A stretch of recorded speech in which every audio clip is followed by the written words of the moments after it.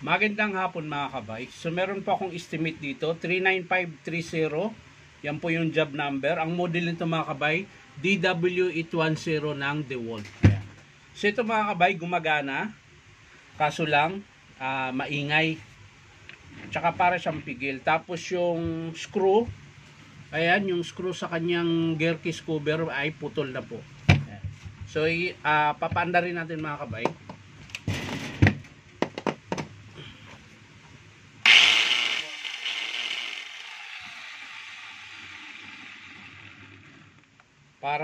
Para siyang may sumasayad.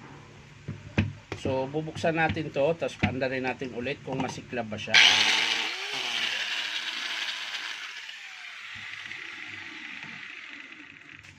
So bukod sa masiklab siya mga kabay, medyo nangangamoy guma.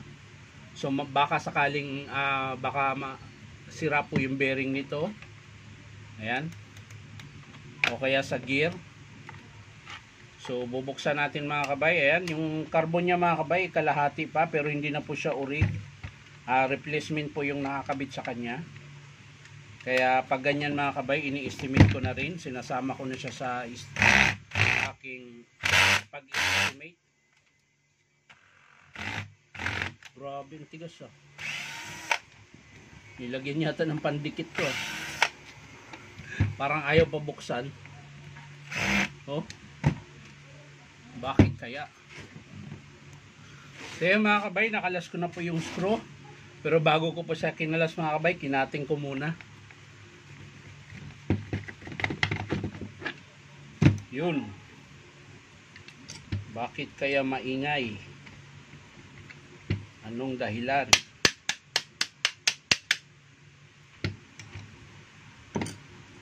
Grabing higpit naman ito. Ayaw makalas.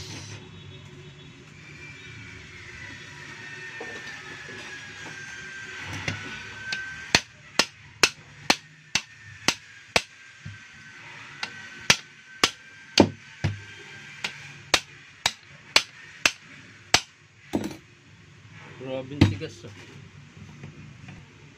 So yan mga kabay, nakalas ko na po. Pinukpok ko pa ng malakas para lang makalas. So check natin yung kanyang pinion mga kabay.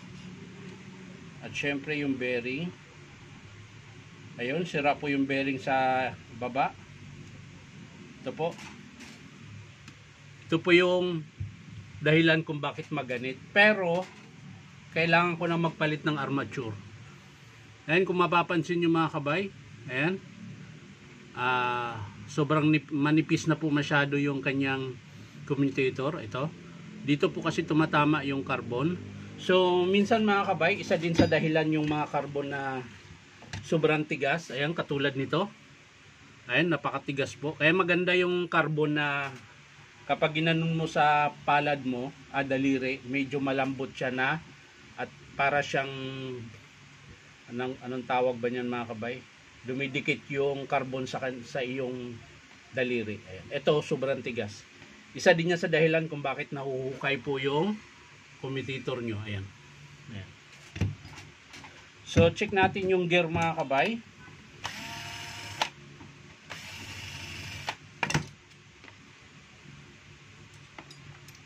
So, ayan. Dahil naiwan na po yung pinaka-screw niya. Ayan. Naiwan po. So, i-estimate ko na rin po yung gearbox. Ayan. So, yung kanyang field coil mga kabay, okay pa. Yung switch, yung wire, ayusin na lang natin yan.